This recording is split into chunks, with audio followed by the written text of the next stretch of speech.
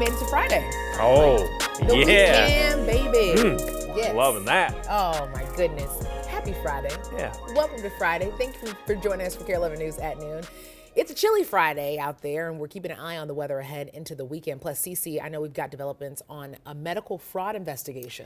We do, yeah. It's in the last 24 hours, the FBI raided autism centers across Minnesota and breaking down what they're looking for and the bigger picture. Absolutely. And you know, tomorrow is a KARE 11 weather impact alert day. John, what do we need to know? Yeah, I mean, the cold air is leaving us, and of course, it's going to leave us with freezing rain. 9 degrees outside right now, so it's 9. That's better than yesterday at this time, still single digits, and we got the feels like at 5 below. So coming off of a day, yesterday was hanging around 1 at this time, now we're at 9, about 7, 8 degrees warmer. You know, this isn't a somewhat enjoyably cold day, if there is such a thing. 10 degrees in St. Cloud, 10 in Brainerd. Welcome to the above zero land. Grand Rapids spending 2 days below 0 degrees up there. International Falls still hasn't made it. So we're going to continue to warm, but notice the clouds will increase. So the sun is out there right now. Clouds will be thickening up over the next couple of hours. Winds are going to be shifting out of the southeast. So this is what we're looking at. The impact alert is from midnight tonight until 6 o'clock tomorrow evening. The impact is for icing and sleet. Icing would indicate freezing rain or freezing drizzle. You're going to need to make sure that you're aware of road conditions, and you probably need an ice scraper. So that is the beginning stages of our weather impact alert. We'll time it all out for you in your forecast coming up. John, thank you. And you know, it has been another cold start to the day. In our area, there are a lot of people who need a place to stay warm. Audrey Russo shows us how agencies are accommodating the need. Some local shelters have nearly doubled their capacity for overnight guests. Moving extra beds in has become a top priority for some of these agencies as we move into day 3 of these dangerous cold temperatures. The Union Gospel Mission in St. Paul usually has space for 52 men to sleep overnight. Workers with that agency say they increased their capacity by adding 40 extra bunk beds. Harbor Light Center added 40 beds to their usual 400 spaces. In addition to more traditional shelters, there are other overnight options. In Ramsey County, there's 3 warming spaces available, with a 4th opening this weekend. These are usually in community buildings or churches. And this is a project that county officials started just 2 years ago. They're worried about about frostbite. They're worried about losing fingers and things like that. That I think is what kind of prompted us to actually take action on the warming spaces, because we heard that more than once, and that's just a terrible tragedy. If you're looking for a way to help those experiencing homelessness, I took a look at the wish list for about a half dozen charities across the Twin Cities. And one common theme that I'm seeing is that they are constantly looking for donations of new thermal socks, not the thin cotton athletic ones, thermal socks, woolen socks, and also some of those warming base layers. And if you're not sure exactly what size or style, the best thing you can do is call the charity ahead of time and see exactly what they need, or better yet, give them cash. Back to you. Thank you. And you know, tomorrow being a KARE 11 Weather Impact Day, you'll want to download that KARE 11 app, and you can do that right now by scanning the QR code you see right here on your screen. The app gives you the latest news and weather updates sent right to your phone. You can download in your favorite app store. Well, any minute now, we could learn the fate of a well-known Twin Cities chef. Justin Sutherland is in court right now. Back in October, he pleaded guilty to pulling a gun and threatening to shoot his girlfriend. At that time, he received 2 years probation and a 360-day sentence that he would not have to serve as long as he followed the terms of his plea deal agreement. Then, just a few days later, he was arrested for violating a no-contact order. Our Lou Ragoose is in the courtroom, and we'll have more tonight on KARE 11. We're also following the developments in new allegations of widespread fraud here in Minnesota.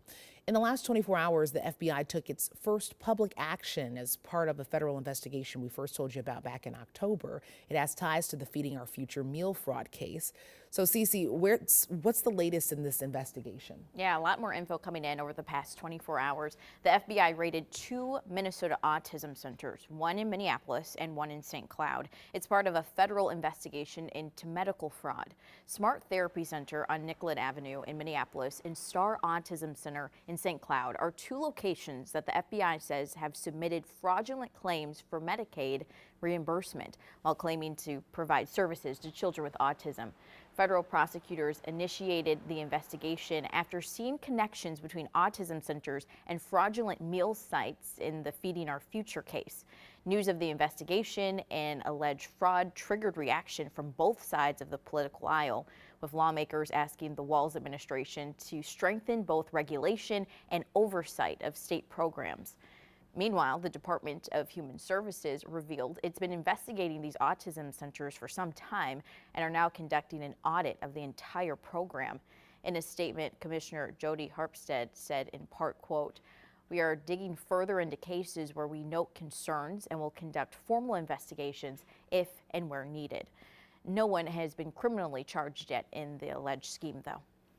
Cece, thank you. A former state trooper is being sued by the parents of a teen he killed in a crash. A federal lawsuit accuses Shane Roper of depriving 18-year-old Olivia Flores of Owatonna of her civil rights by causing the deadly crash.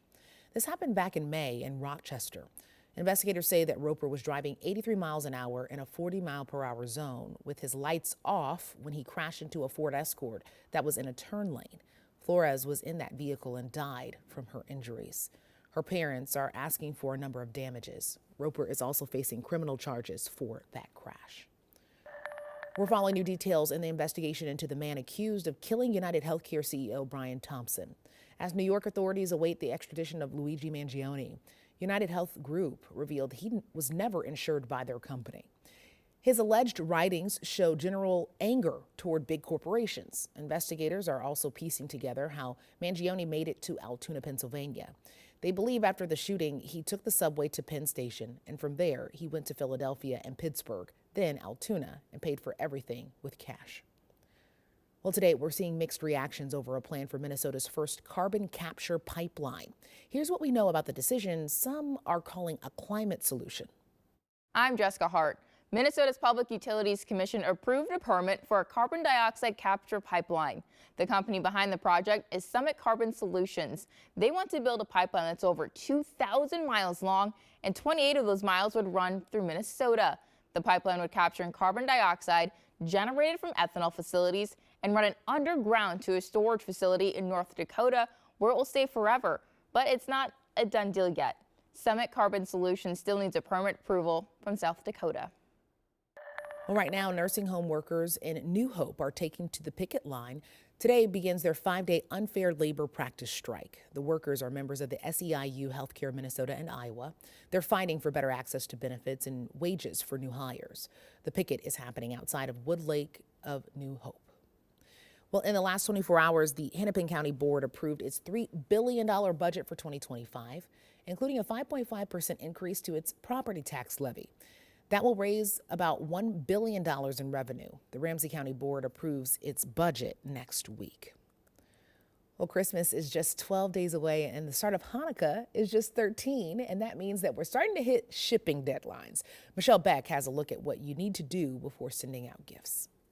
Deadlines are fast approaching to get your packages out the door. At the top of this list for FedEx is today's date, December 13th, for ground economy. Though if you must, you could pay for same-day shipping December 24th, still getting your gifts in before Christmas.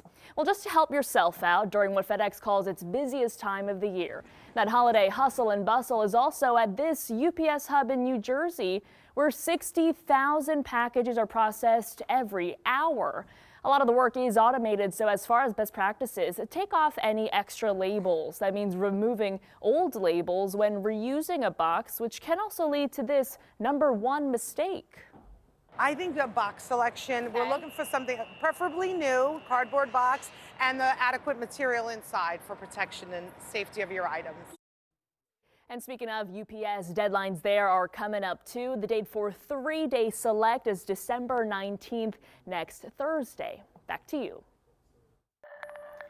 In a few hours, we're expecting to hear from NFL legend Randy Moss amid his ongoing health battle. He announced on X he'll go live on Instagram at 4 p.m. our time for, quote, all my fans and prayer warriors. 1 week ago, ESPN announced the Hall of Fame wide receiver would be stepping away from his role because of a significant health issue. Moss hasn't disclosed what he's dealing with yet, but ever since then, rumors have been circulating online. Today, we're expecting a little more clarity.